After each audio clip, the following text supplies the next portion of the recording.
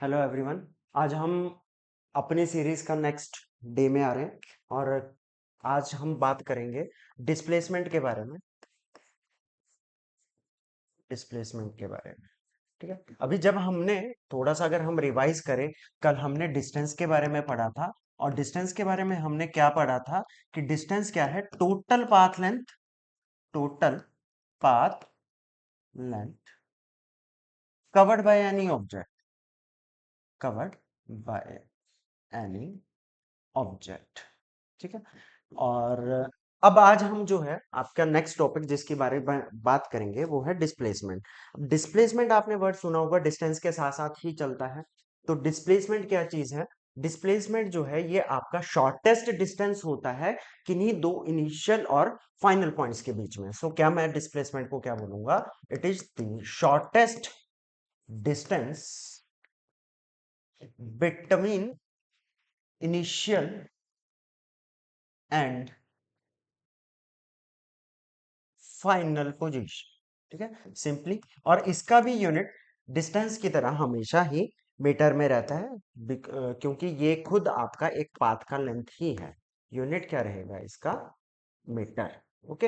अब अगर हम बात करें जो हमने कल एग्जाम्पल समझा था उसी एग्जाम्पल के थ्रू अगर हम डिस्प्लेसमेंट को समझना चाहें तो उसके बारे में बात करते हैं। देखिए, जब हमने कल पढ़ा था तो ये हमने एक ग्राफ बनाया था जो कि हमारे पास डिस्टेंस को कंसिडर करने के लिए हम जिसको स्टडी कर रहे थे, ठीक है। अब इसमें अगर हम देखें तो हमने ओ से बी तक आने के लिए 70 मीटर का डिस्टेंस कवर किया था। देन 70 से बी से सी पे आने के लिए हमने जो डिस्टेंस कवर किया था वो 60 मीटर का किया था। तो ये तो हो गया मेरे पास टोटल डिस्टेंस। लेकिन अगर मैं बात करूं कि मैं बी से सी की तरफ आ रहा हूं और मुझे डिस्प्लेसमेंट चाहिए तो मैं क्या बोलूंगा?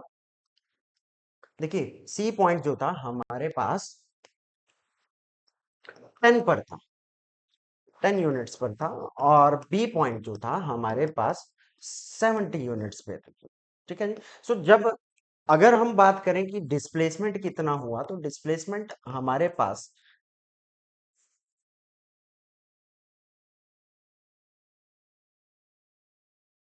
तो जो हमारे पास डिस्प्लेसमेंट होती है इसको निकालने के लिए हम फॉर्मूला यूज करते हैं, final position minus initial position, ठीक है जी। सो अगर हम बात करें तो हमारी फाइनल पोजीशन यहां पर है। क्यों?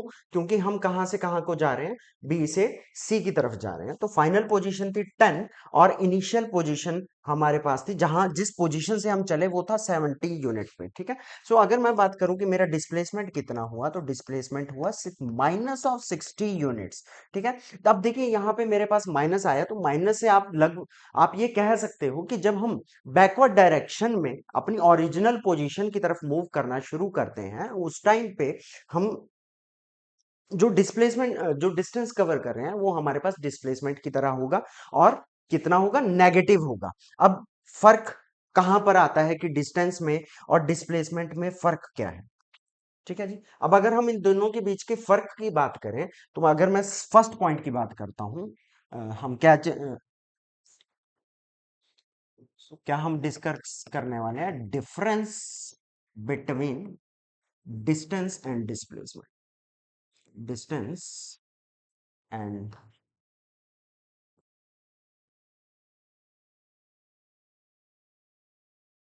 डिस्प्लेसमेंट, ठीक है जी। सो अगर मैं बात करता हूं फर्स्ट पॉइंट में तो हमारे पास जो डिस्टेंस है ये एक स्केलर क्वांटिटी है।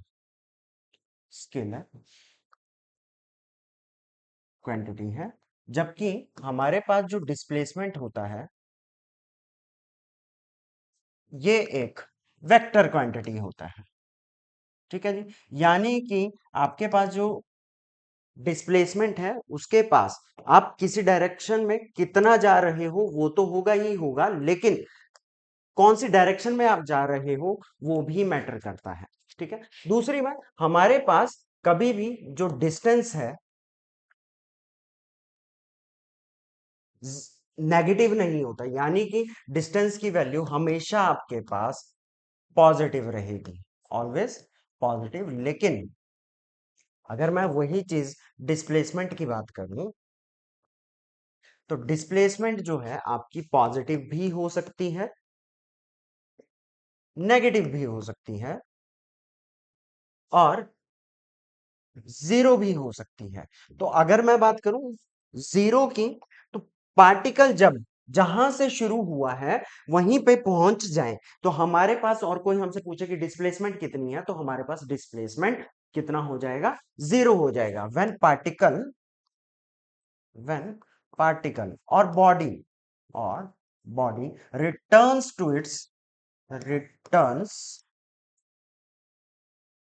इट्स ओरिजिनल ओरिजिनल पोजीशन, तब हम कहेंगे कि हमारे पास जो डिस्प्लेसमेंट है, और जो डिस्प्लेसमेंट है वो कितनी है, जीरो है। वहीं पे अगर नेगेटिव की बात करें, तो अभी हमने पीछे एग्जांपल में देखा, तो नेगेटिव कब है, जब आप एक बैकवर्ड डायरेक्शन में मूव कर रहे हो, ठीक है, बैकवर्ड डायरेक्शन, या मैं कहूं तो आप बेसिकली अब कहां को जा रहे हो, towards your original position, but still आप अपनी ओरिजिनल पोजीशन पे नहीं पहुंचे हैं, टुवर्ड्स ओरिजिनल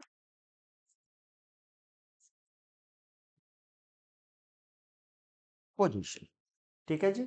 और पॉजिटिव कब होगी, जब आप सेम डायरेक्शन में कंटिन्यूअसली मूव कर रहे हो, वर्टिक विदाउट एनी बैकवर्ड मोशन, तब आपके पास जो है डिस्प्लेसमेंट आपका कैसा रहेगा, पॉजिटिव रहेगा, ठीक है। अब ये तो हो गया हमारे पास डिस्टेंस और डिस्प्लेसमेंट के बारे में, ठीक है। अब हमारे पास टाइप जो है मोशंस की, टाइप्स क्या क्या होती हैं इनके बारे में बात कर लेते हैं थोड़ा सा। तो टाइप्स ऑफ मोशन, अब इसमें जो है हम दो टाइप्स की बेसिकली बात करते हैं। एक होता है आपके पास यूनिफॉर्म मोशन, और एक होता है आपके पास नॉन यूनिफॉर्म मोशन। एक हो गया यूनिफॉर्म मोशन, एंड दूसरा is non uniform motion. Non uniform motion, ठीक है जी। सो देखिए, यूनिफॉर्म मोशन को समझने के लिए हम एक सिंपल सा डायग्राम बनाते हैं, उसके थ्रू हम एक एग्जांपल समझ लेते हैं, ठीक है। सपोज कीजिए ये मेरे पास एक रोड है, ठीक है। आप सुबह के 8 बजे अपने घर पर थे, दिस इज योर हाउस, ठीक है। यहाँ पे आप थे। अब आप ट्रैवल करके जा रहे हैं, और 9 बजे, सुबह 9 बजे आपने 40 किलोमीटर का डिस्टेंस कवर किया, ठीक है। देन आपने देखा 10 बजे आपने 80 किलोमीटर का डिस्टेंस कवर किया है, और उसके बाद आपने 11 बजे 120 किलोमीटर का डिस्टेंस कवर किया है। देन 12 बजे अगर मैं बात करूं, तो 160 किलोमीटर कवर किया है, सॉरी, ठीक है। सो अगर हम यहाँ पे देखें अपने पूरे सिनेरियो में, तो हम ये पाएंगे कि हमने हर 1 घंटे में, ठीक है जी, एवरी 1 आवर 40 किलोमीटर ही कवर किया है। Next 1 hour again 40 kilometre, next 1 hour again 40 kilometre. So अगर आप आगे भी देखेंगे, तो हमने हर 1 घंटे में 40 किलोमीटर ही डिस्टेंस कवर किया है, ठीक है। सो ऐसी मोशन जहां पर आप एग्जैक्टली सेम डिस्टेंस कवर करते हो in equal interval of times में, उसे हम क्या कहते हैं, सिंपली आपका यूनिफॉर्म मोशन। तो डेफिनेशन अगर मैं लिखना चाहूं, तो मैं किस तरीके से लिखूंगा, when object when object covers exactly the exactly the same distance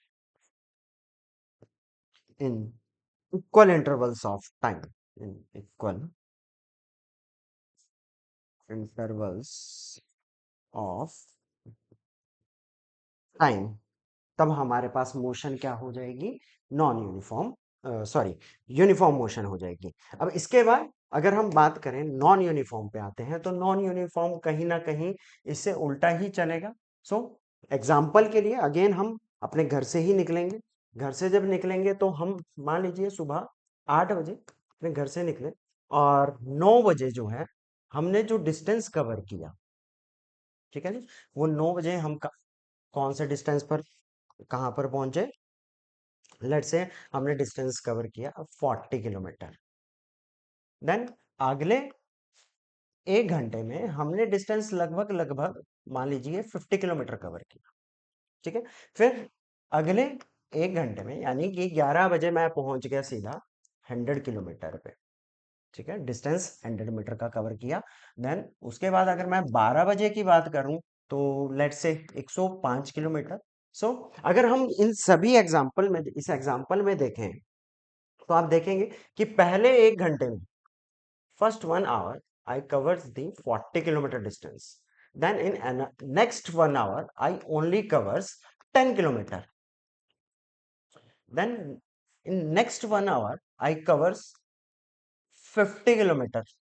Then in next 1 hour I covers only 5 kilometer. So अगर आप देखेंगे एग्जाम्पल के थ्रू तो आप पाएंगे कि हमने हर एक इक्वल टाइम इंटरवल में जो डिस्टेंसेस कवर किए हैं वो एग्जैक्टली सेम अमाउंट में नहीं है। कहीं पे मैंने 40 किलोमीटर कवर किया है 1 घंटे में, कहीं पे मैंने सिर्फ 10 किलोमीटर ही कवर किया है और कहीं पे मैंने 5 किलोमीटर ही कवर किया है और कहीं पे तो डायरेक्ट 50 किलोमीटर का भी जंप लिया है, ठीक है। सो इस तरीके की मोशन जहां पे आप इक्वल टाइम इंटरवल में अनइक्वल डिस्टेंस कवर करते हो, या मैं ये भी कह सकता हूं मैं अनइक्वल टाइम इंटरवल में इक्वल डिस्टेंसेस भी अगर कवर करता हूं तो ऐसी जो मोशंस हैं वो मेरी कहलाएगी नॉन यूनिफॉर्म मोशन। सो अगर मैं आपको इसकी डेफिनेशन देना चाहूं तो मैं क्या देना चाहूंगा?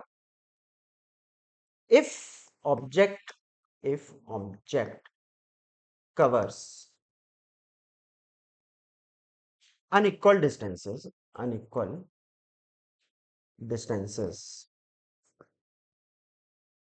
in equal intervals in equal intervals of time or equal distances in unequal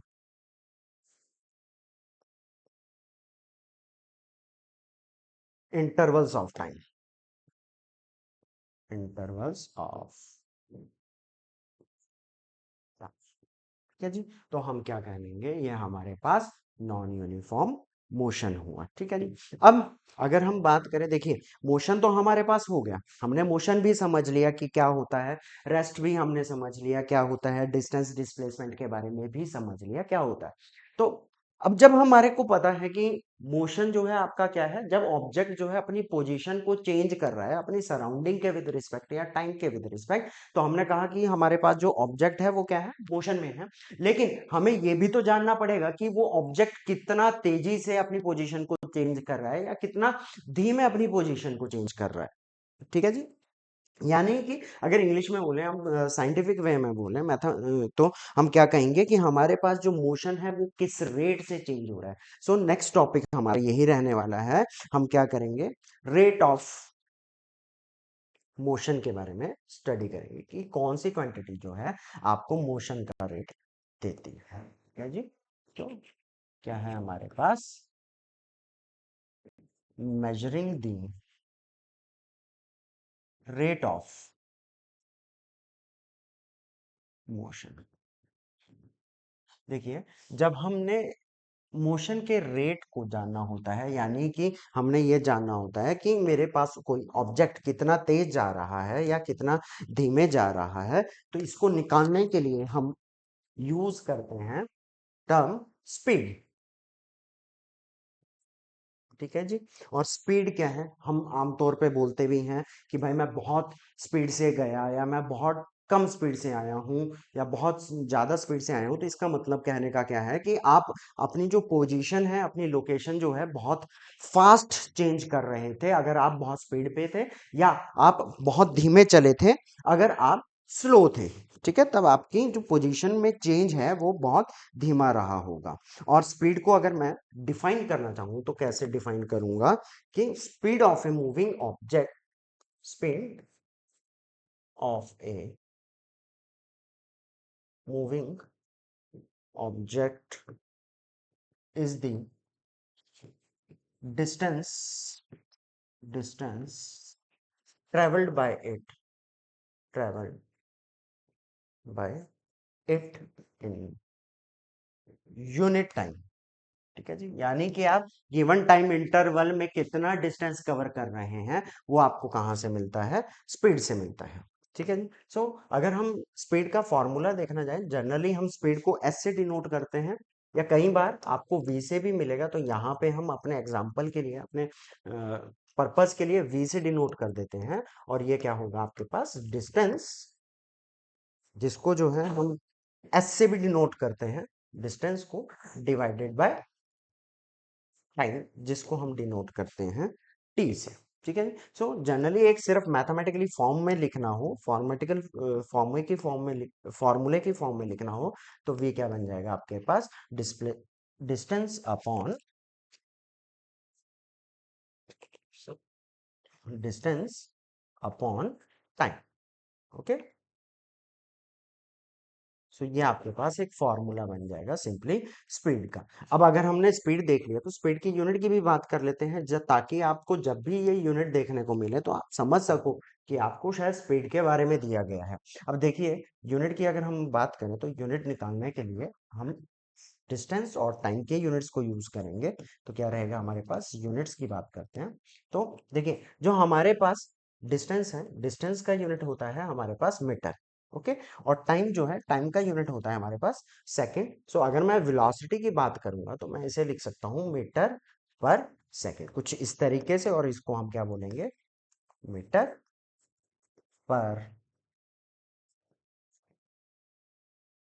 second. ठीक है, और कई बार आपको ये कुछ ऐसे भी देखने को मिलता है और कुछ ऐसे भी देखने को मिलता है, तो ये सब चीजें एक जैसी ही हैं। ठीक है, तो यूनिट क्या रहेगा आपका, मीटर पर सेकंड स्पीड का। ओके, सो अब ये था हमारा आज के लिए। ठीक है, कल हम स्पीड के बारे में फर्दर स्टडी करेंगे। कल के वीडियो में हम आपके लिए एग्जाम्पल भी लेके आएंगे और आपकी स्पीड की टाइप्स भी लेके आएंगे। Okay, thank you, have a good day.